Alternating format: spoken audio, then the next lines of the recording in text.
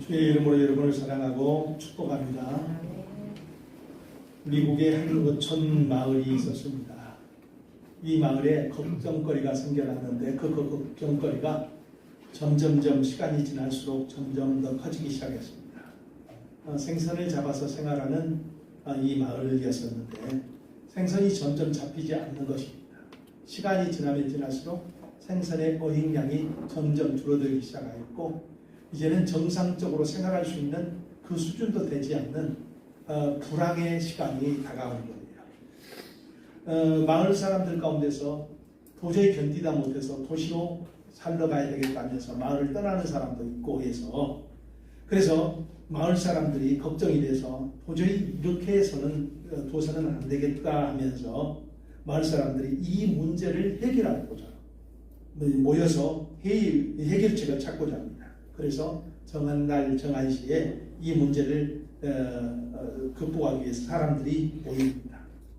그 정한 날 정한 시에 사람들이 모여 있는데 거기에 전혀 그 마을 사람이 아닌 나이가 지긋한 한 노인이 들어와서 그 자리에 앉아 있는 거예요. 모든 사람들이 대수롭지 않게 생각해서 그냥 회의를 시작했습니다. 이런 의견 저런 의견 다 나옵니다. 그런데 그렇게 나오는 의견들이 전혀 그 지금 불황이었던 이 문제를 해결할 수 있는 해결책이 되지 못합니다. 한참을 그렇게 이런저런 의견을 하고 말들이 분분할 때에 이때 낯선 노인이 손을 들어서 발언을 좀 하고자 합니다. 그러니까 회의를 주도하고 있는 마을 지도자는 그 사람의 손을 든 것을 무시를 해버려요. 마을 사람도 아닌데 발언권을 줄 수도 없고 그래서 아무리 그 사람이 손을 들어도 그냥 무시를 해버립니다. 그러면서 이런저런 의견을 또 다시 계속 해냈는데 답이 안 나오고 마을 사람들이 점점 한숨 소리가 커지기 시작하는 거예요. 이 문제를 해결할 수가 없기 때문에 그때에 이 낯선 노인이 또다시 손을 들면서 제가 의견을 내도 좀 되겠습니까? 제가 좀 말 좀 해도 되겠습니까? 그러자 사회자가 화를 발칵 냈어요. 마을 사람도 아니면서 왜 남의 마을에 일에 힘쓰냐? 우리가 지금 이 문제 때문에 얼마나 힘들어하는데 당신이 마을 사람도 아닌데 왜 끼어들려고 하느냐? 그러자 거기에 회의하는 사람들도 다 수근수근하면서 저 사람은 뭔데 우리 일에 끼어들려고 해? 저 사람은 뭔데 우리 일에 끼어들려고 해? 그렇게 그 거친 목소리가 나오기 시작했습니다. 여기에 참석한 것만 해도 당신은 잘못입니다. 그런데 왜 그렇습니까? 좀 가만히 계십시오. 이렇게 면박을 줬습니다. 그러자 그 낯선 노인은 눈을 한참 지그시 감고 있더니 죄송합니다 하면서 그 자리를 떠났어요. 그리고 다시 회의를 했어요. 마을 사람들. 그런데 답이 나오질 않는 거예요. 한 20-30분 지난 뒤에 항구에서 카페를 하고 있는 한 사람이 뒤늦게 이 회의 장소에 도착을 합니다. 문을 열자마자 이 사람이 물어봐요. 그 사람이 어떻게 도와준다고 했어요? 이게 무슨 소리냐? 누가 우리를 도와준다고 하느냐? 그러자 이 카페 주인이 자초지종을 얘기를 합니다. 미국 재벌 중에 한 사람이 요트를 타고 여행하다가 우연하게 이 항구에 들어왔다는 거예요. 자기 카페에 들어와서 차를 마시면서 이런저런 얘기를 하다가 자기들의 카페 주인이 자기 마을의 형편들을 얘기를 했다는 겁니다. 그러니까 이 사람이 뭐라는가 하면 그러면 내가 그 회의에 참석해서 도움을 줄 수 있는 것을 좀 찾아보겠다. 내가 할 수 있는 대로 이 마을 사람들한테 이 어려움, 이 불황의 문제를 해결할 수 있는 그 일을 한번 찾아보겠다면서 그 회의에 참석한 거예요. 카페 주인은 일이 있어서 조금 늦게 참석하고 오는 길에 그 재벌을 만났는데 재벌이 다시 가더라는 거예요. 그래서 그분에게 물어봤어요. 회의에 참석하였습니까? 그러니까 네, 잘 참석하였습니다. 저게 참 도움이 됐습니다 하면서 그냥 가시더라는 거예요. 이 소리를 듣자마자 마을 사람들이 어떻게 하겠습니까 여러분? 회의하다 말고 사람들이 달려나가기 시작합니다. 항구에 달려나가니 보니까 그 사람이 타고 있는 요트는 벌써 저만치 가고 있고 다시 돌아오달라고 마을 사람들이 그렇게 소리를 질러도 배는 돌아오지 않더라는 겁니다. 얼마든지 도움을 줄 수 있는 능력 있는 사람이 도의를 보고 왔어요. 그런데 무시를 한 거예요. 그래서 도움을 받지 못한 이런 상황이 너무나 안타깝잖아요. 그렇죠, 여러분? 그런데 우리 자신에게 이런 일이 벌어지고 있다면, 그것이 사실이라면 어떤 마음이 들겠습니까? 우리는 한계를 가진 인생들입니다. 문제가 참 많죠. 부족함을 느끼고, 또 우리가 이 부족한 가운데서도 좀 풍성한 좀 삶을 살고 싶은데 길이 너무 막힌 거예요. 이런 우리를 아시는 하나님께서 우리를 돕기 위해서 해주시는 일이 있죠. 예수님을 우리에게 보내주셔서 십자가에서 대속의 죽음을 겪게 하십니다. 우리의 지난날의 모든 죄과 허물들을 다 갚아주시는 거예요. 쉬운 말로 한다면 우리가 빚져 있는 모든 과거에 빚져 있는 모든 것을 다 갚아주신 거예요. 그리고 이제 또 성령을 우리에게 보내주십니다. 이제 예수를 믿는 사람들 안에서 그 믿는 사람들 안에 들어오셔서 돕는 자, 보혜사가 되게 해주시는 거예요. 빚만 갚아주시는 것이 아니라 우리의 삶의 현장 속에서 이제 앞으로 살아갈 모든 일에 세심하게 도와줄 수 있는 특별한 분을 우리에게 보내주신 것입니다. 여러분, 하나님께서 누누이 우리에게 약속하신 거 있잖아요. 내가 너희를 고아처럼 과부처럼 버려두지 않을 것이다. 함께 해주실 것이다. 그런데 그 성령이 이제 풍성한 능력과 지혜를 우리에게 주셔서 우리 인생이 부유하게 만들고 우리로 하여금 풍성한 삶을 살도록 하게 하시는 하나님의 배려가 있단 말이에요. 우리가 해야 될 일은 뭐예요? 이 성령의 도우심을 받아야 될 줄 믿습니다.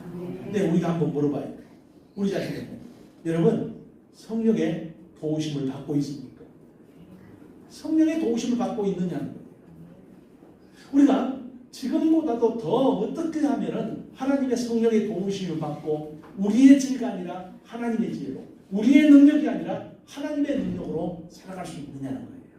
어떻게 하면 이 성령의 도움을 받고 더 충만한 도움을 받을 수가 있을까요?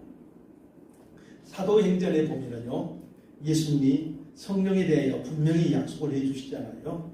오직 성령이 너희에게 임하시면 너희가 권능을 받고 예루살렘과 유대와 온 사마리아 땅 끝까지 이르러서 내 증인이 되리라, 이렇게 말씀합니다. 그리고 그 약속의 성취 1장 8절에서 주님께서 약속을 해주세요. 그리고 2장에 보면은요, 오순절 성령 강림의 역사가 나타납니다. 이제 형편없었던 삶을 살았던 제자들이 능력 있는 그 삶을 살아가게 되고, 두려워했던 그들이 세상을 두려워하지 않는 담대한 그런 삶을 살아갑니다. 그런데 보면요, 사도행전 1장 8절과 2장 1절 사이에는요, 시간이 있어요. 어떤 시간이 있냐면은 성경에 보면 그 시간이 열흘 동안이라는 시간이 있습니다. 주님께서 약속을 하셨단 말이에요. 그러면 곧장 성령을 주시면 얼마나 좋습니까? 그런데 열흘 동안, 그러니까 사실 보면은요, 500명의 사람들이 이 약속을 받습니다. 근데 열흘이란 그 기간 동안에 380명은 어디로 사라져요. 그리고 120명만 남아서 이 성령의 능력에 붙잡히는 사건이 나타납니다. 근데 열흘 동안 이 정지된 기도를 하고 있는데 그들의 삶의 현장 속에서 아무것도 나타나지 않는 그런 일들이 나타납니다. 하나님의 약속이 분명한데 왜 정체가 되냐? 하나님이 분명히 그들의 삶의 현장 속에 능력을 약속해 주셨는데 왜 아무런 일들이 나타나지 않느냐는 거예요. 여러분, 우리들도 하나님의 약속을 붙잡고 사는 사람들입니다. 여러분, 하나님의 자녀는 하나님의 상속대라는 그 하나님의 약속의 말씀 우리가 다 알아요. 그런데 우리가 하나님의 그 풍성한 은혜, 풍성한 능력을 누리고 살아야 되는데 왜 그렇지 못하냐는 거예요. 우리에게도 시간이 정체된 것 같은, 우리가 어떤 문제에 대해서 기도를 그렇게 많이 하고 있는데 그 기도와 응답이 오지 않고 정체되고 있는 그런 상황에 처할 때가 많다는 거예요. 여러분, 하나님의 은혜를 원 없이 받고 싶은데 왜 그 은혜가 더 될까요? 여러분 성경에 보면은요, 더불어 마음을 같이하여 오로지 기도에 힘쓰더라 이렇게 이야기하고 있잖아요. 그런데 하나님은 침묵합니다. 아무런 징조가 나타나지 않아요. 그때 베드로가 그 문제 해결을 가지고 나타납니다. 어떻게 합니까? 무너져 있는 부분이 있다는 거예요. 성경 말씀을 통하여 보니까 무너져 있는 부분이 있는데 그 무너져 있는 부분을 바로 세워야 된다는 거예요. 예수님께서 12제자를 세웠습니다. 이건 예수님이 세운 제자입니다. 그냥 대충 해서 세운 것이 아니라 예수님께서 밤이 맞도록 기도를 하면서 세운 제자들입니다. 근데 가룟 유다가 그 자리를 거절하여서 그 예수님을 팔아버리잖아요. 사도의 자리를 무너뜨린 것입니다. 사도의 자리가 무너져 있는 거예요. 베드로는 기도하면서 응답이 오지 않는, 하나님이 분명히 성령의 능력을 주시고 증인이 되는 이 삶을 살게 하셨는데 기도를 해도 아무런 역사가 나타나지 않는 이런 상황을 생각하면서 그 원인을 찾아내기 시작한 거예요. 하나님 말씀을 통해서. 그래서 무너진 가룟 유다의 자리를 세웁니다. 마띠아로 세우죠. 그래서 하나님의 말씀을 그들의 공동체에 분명하게 세워지게 한다는 겁니다. 여러분, 우리의 신앙의 삶의 현장의 부분 내에도 보면요, 무너져 있는 그 부분이 있을 수가 있어요. 내가 보지 못하고 있는, 내가 간과하고 있는 그 무너져 있는 부분이 있을 수가 있단 말이에요. 하나님 말씀대로 세워진 인생이 돼야 되는데 내 삶의 현장 속에 내 개인, 내 가정, 우리 교회가 하나님의 말씀대로 세워져야 되는데 그런데 무너져 있는 부분이 있어요. 하나님의 말씀으로 세워지지 못하고 있는 그런 부분이 있단 말이에요. 이제 우리가 해야 될 일은 뭔가 하면 그 무너진 부분이 무엇인지를 찾아내야 돼요. 어떻게 찾아낼 수가 있어요? 하나님의 말씀. 하나님의 말씀을 통하여서 내 삶의 현장 속에 도대체 뭐가 무너져 있는가? 우리 가정 속에 무너져 있는 부분이 무엇인가? 우리 교회 속에 무너져 있는 부분이 무엇인가를 찾아내야 돼요. 여러분, 무너진 부분을 바로 세워서 찾아내야 할 것이 있는데 오늘 성경에는 그것이 바로 불순종이라고 이야기하고 있습니다. 가룟 유다의 무서운 불순종이 나오죠. 여러분, 이 가룟 유다가 사실 보면 얘기하고 싶지 않을 거예요. 왜 그렇죠? 그들 공동체 안에 있었던 사람이잖아요. 공동체 안에 있었던 사람. 12사도 중에 한 사람. 그런데 예수를 배반하고 은30 노예 한 사람의 가격으로 팔아버린 거예요. 12사도 중에 한 사람이 그렇게 되어진 거예요. 그러니 이 문제를 베드로가 꺼내기가 쉬워요, 안 쉬워요? 베드로는 어떤 사람이었죠? 베드로는 예수님 면전에서 예수님을 3번이나 부인한 사람. 가룟 유다의 문제를 꺼내면은 누구의 문제도 드러나올 수밖에 없어요. 자기 자신의 문제도 드러나올 수밖에 없어요. 그런데 베드로가 이 문제를 꺼내는 거예요. 언젠가 TV에 이런 이야기가 나오더라고요. 종편방송. 한 도시에 고가의 자전거가 자꾸 도난을 받는다는 거예요. 싸구려는 가져가지도 않는데 고가의 도난을 세워놨는데 순식간에 가져가 버린다. 그래서 이것을 수사를 하기 시작했어요.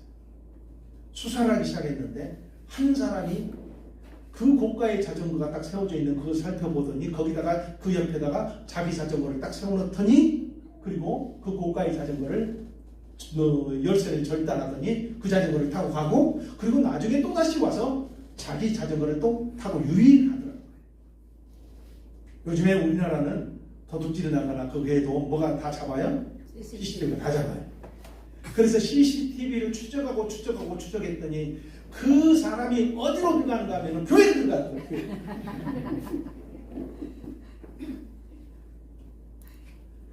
그 교회에 그냥 이름 없는 사람이 좋은데 그 사람이 또 직분이 뭐냐? 장로님은 낫겠는데 목사님이었어요. TV를 보는데 제 얼굴이 뜨뜻해지기 시작합니다. 아니 그 뉴스 본 뒤에 저도 자전거 간 데가 있어요. 지하실에다 감춰놨어요. 자전거를 타고 나가려고 운동을 하고 나가려고 하는데 자전거 타고 나갈 수가 없어요. 자전거를 타고 나가는 목사를 주변 사람들이 보면은 그걸 방송을 봤던 사람이 뭐예요? 저 목사님의 자전거는 어디다 세워놓을 거고. 여러분, 그 다음부터 뭐냐면은 그 며칠 동안은 내가 목사라는 말을 못 하겠더라고요. 자전거를 타고 가면서 특히도 보십시오. 12사도 중에 한 사람이 무서운 일을 한 거예요. 베드로도 자유로울 수가 없어요. 근데 베드로가 이 문제를 드러내기 시작한 겁니다. 불신앙이었고 불순종이었던 문제. 아니 120명 가운데서 사도들은 얼마 되지도 않잖아요. 지도자가 저질렀던 잘못이란 말이에요. 그런데 스스럼 없이 지금 그 문제를 드러내요. 우리에게도 불순종하는 부분이 있을 수가 있어요. 그 불순종하는 부분을 어떻게 찾아내냐는 겁니다. 우리는 그럽니다. 우리가 다 불순종하는 부분이 있다 그러면은 세상적인 가치로 한다면은 털어서 먼지 안 나는 사람이 있어 다 그렇고 사는 거지 이렇게 얘기할 수가 있어요. 그런데 베드로는 세상적인 기준에서 그 허물을 그 불순종을 찾아낸 것이 아니라 성경 말씀을 통하여 찾아냈다는 거예요. 16절에 보면은 말씀하신 성경이 응하였으니 20절에 보면은 시편에 기록하였을 때 하면서 성경 말씀에 비추어서 그 불순종을 찾아낸 거예요. 성경 말씀에 비추어서 그 불순종을 드러낸 거예요. 우리에게도 불순종하는 부분이 있어요. 우리는 완전한 사람이 못 되잖아요. 뭐 그렇다고 해서 우리가 무슨 불순종한다고 해서 무슨 뭐 가룟유다처럼 그런 죄는 저지르지 않았을 수도 있지만 그러나 우리 속에도 걸려있는 부분이 있다는 거예요. 이 불순종이 어떤 역할을 하게 됩니까? 사무엘상 15장에 보면은 사울이 불순종을 하잖아요. 근데 사무엘이 나타나서 그 불순종하는 사울에게 뭐라고 해야 합니까? 순종이 제사보다 낫다. 거역하는 것은 다른 말 한다면 불순종하는 것은 점치는 죄와 같다. 완고한 것은 우상에게 절하는 것과 같다. 이렇게 얘기합니다. 하나님의 말씀을 거역하는 것, 하나님 말씀 불순종하는 것을 사무엘은 뭐로 이야기하는 겁니까? 점치는 죄와 같다. 여러분 우리가 점치는 것을 얼마나 죄라고 여기지 않습니까? 그리고 그것을 계속 고집한다면은 우상숭배에게 절하는 것 같다는 거예요. 하나님 믿는 사람들이 무슨 우상숭배에 절을 하지 않잖아요. 그런데 하나님 말씀 앞에 거역하고 그것을 지속적으로 그것을 고집한다면은 점치는 죄와 우상숭배하는 죄하고 똑같다고 이야기를 하고 있습니다. 그래서 이사야 선지자가 이렇게 이야기합니다. 이사야 1장에 보면은 너희가 즐겨 순종하면 땅의 아름다운 소산을 먹을 것이요 너희가 거절하여 배반하면은 칼에 삼켜지리라. 성경에 분명히 그렇게 이야기하고 있어요. 우리의 불순종이 있습니다. 감춰져 있는 부분일 수도 있겠고 내가 기억하지 못하고 있는 그런 불순종일 수도 있습니다. 그런데 이 불순종이 언제 드러나기 시작합니까? 우리가 하나님의 말씀을 대하기 시작합니다. 하나님 말씀을 들을 때 하나님 말씀을 통하여서 성령께서 그 불순종한 부분을 이제 드러내기 시작합니다. 여러분 그때 우리가 해야 될 게 뭔지 아십니까? 세상 사람들은 다 그렇게 사는데 내가 이걸 어떻게 놓을 수가 있어? 적당히 신앙사람이 되지. 이렇게 한다면요 계속 그 문제가 내 인생 속에 걸려있을 수가 있다. 그때 우리가 해야 될 일은 뭐죠? 숨기지 말라는 것. 어쩔 수 없다고 하지 말라는 거예요. 드러내고 회개하고 그 부분을 순종해야 될 줄 믿습니다. 의사 앞에 나가면은요 예수 믿는 사람이든 안 믿는 사람이든 얼마나 순종을 잘하는지 몰라요. 그렇죠? 그리고 치과를 가끔 가는데 치과 의사가 하고 있으세요. 그러면은 그냥 하고 계속 이걸 언제까지 해야 되냐. 가끔가다 그 의사분께서 제 치료하다 말고 옆에 가서 또 한단 말이에요. 그때 입을 닫아야 되는지 말아야 되는지. 의사가 하라고 했으니까 끝까지 하고 있다가 참 힘들다. 그런 생각이 들어요. 그럼에도 불구하고 의사에게는 순종을 잘하고 여러분, 우리가 이런 부분들, 불순종하고 있는 부분들이 드러날 때마다 그 부분을 붙잡고 하나님 앞에 나와서 순종하는 믿음의 사람 되시기를 주의 이름으로 축복합니다. 또 하나가 직분이 세워지게 하라는 거예요.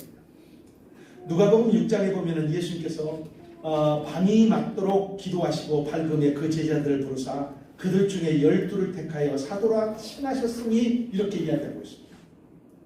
사도의 직분은 예수님께서 주셨단 말이에요. 그런데 이 사도의 직분을, 하나님이 주신 직분을 가룟 유다는 가볍게 여기고 소홀히 여긴 거예요. 자기 감정대로, 자기 유익대로 추구하다가, 자기 이익을 추구하다가 그 직분을 버려버린 거예요. 가룟 유다의 이 권위난 이 자리를 베드로가 말씀을 통해서 깨닫고 순종하여서 마띠아라는 제자가 서게 합니다. 그래서 무너져서 버리난 자리가 비어있는 그 직분을 다시 회복시키고 있다는 거예요. 여러분, 하나님이 우리에게 주신 직분이 있거든요. 우리가 그것을 깊이 생각하지 않을 수가 있어요. 무겁게 생각하지 않을 수가 있어요. 교회 직분들. 그런데 성경은 뭐라고 이야기합니까? 디모데전서 1장 12절에 보면은 나를 충성되이 여겨 내게 직분을 맡기신, 하나님이 나를 믿어주시면서 직분을 맡기셨다는 거예요.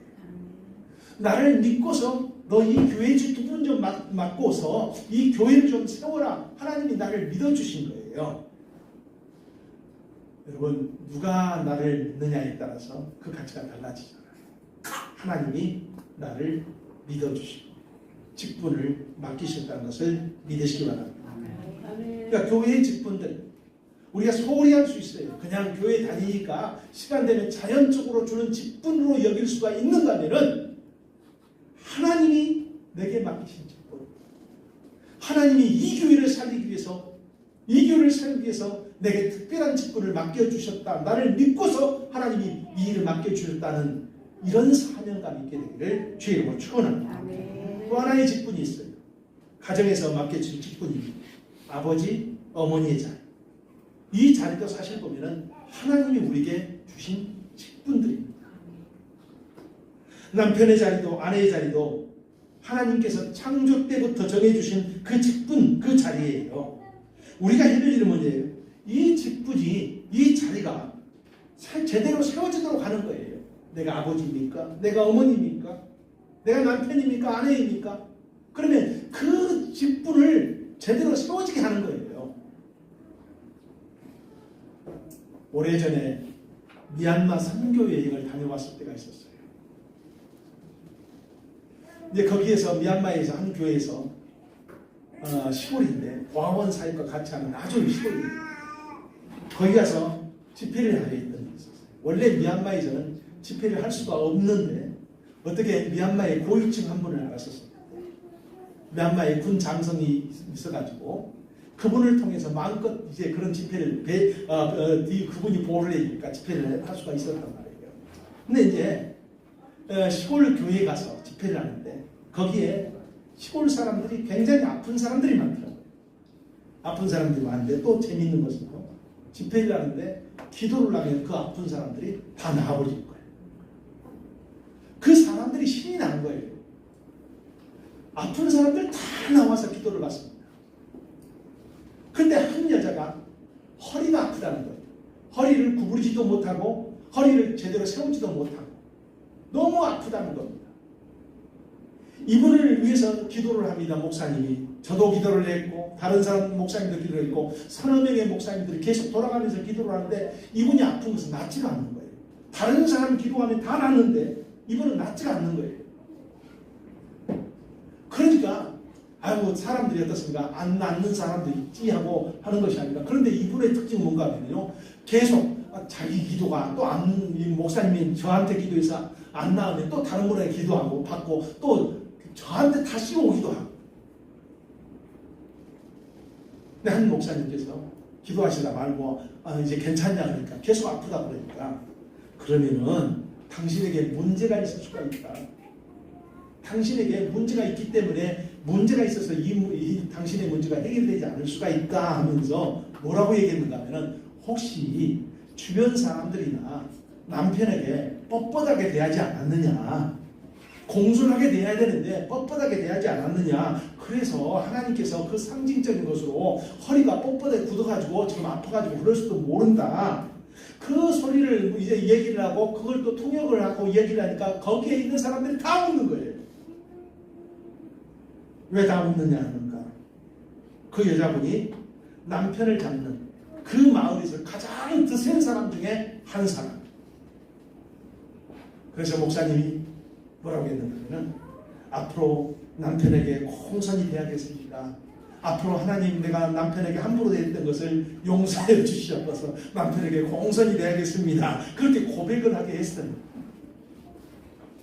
내가 처음에 고백을 하라고 할 때는 이분 인상이 안 좋아요. 근데 목사님이 두세 번 계속 하게 하니까 나중에는 그분이 울더라고요. 자기야, 남편이 얼마나 못되겠으면 그랬겠어요. 그죠? 그런 것도 있지만. 그런데 그 회개를 시키니까 허리가 나아버려요. 허리가 깨끗이 나가지고 이분이 뛰어다니면서 할렐루야 할렐루야 하기 시작한 겁니다. 여러분, 우리에게 맡겨진 직분이 있다. 물론 우리는 이렇게 생각합니다. 상대방이 잘하면 내가 잘할 수가 있다. 상대방에게 문제가 있다. 이렇게 생각합니다. 그런데 하나님은요, 상대방을 바라보는 것이 아니라 지금 우리를 바라봐요. 네가 좀 내가 명령한 그대로, 내가 너에게 맡겨주신 그대로 잘 좀 할 수 없지 않겠니? 이렇게 말씀하고 있는 거예요. 여러분, 아버지의 역할, 어머니의 역할 쉽지가 않죠. 아내의 역할, 남편의 역할 쉽지가 않아요. 그런데 우리가 하나님이 내게 맡겨주신 직분이란 이것을 믿음으로 받아들이면서 소중히 여기고, 그래서 직분대로 충성을 하게 되기를 주의 이름으로 축원합니다. 그리고 또 하나, 우리가 직분대로 서지 못한 사람을 볼 수가 있어요.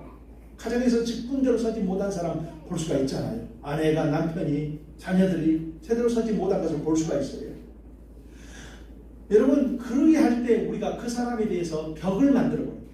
그리고 원망과 불평으로 대합니다. 근데 오늘 성경에 보면요, 사실 보면 가룟 유다의 자리, 가룟 유다의 그런 비참한 비극의 자리잖아요. 그 자리 제놓고 할 수도 있단 말이에요. 11명이서 얼마든지 일할 수가 있잖아요. 그런데 다시 그걸 이렇게 세우잖아요.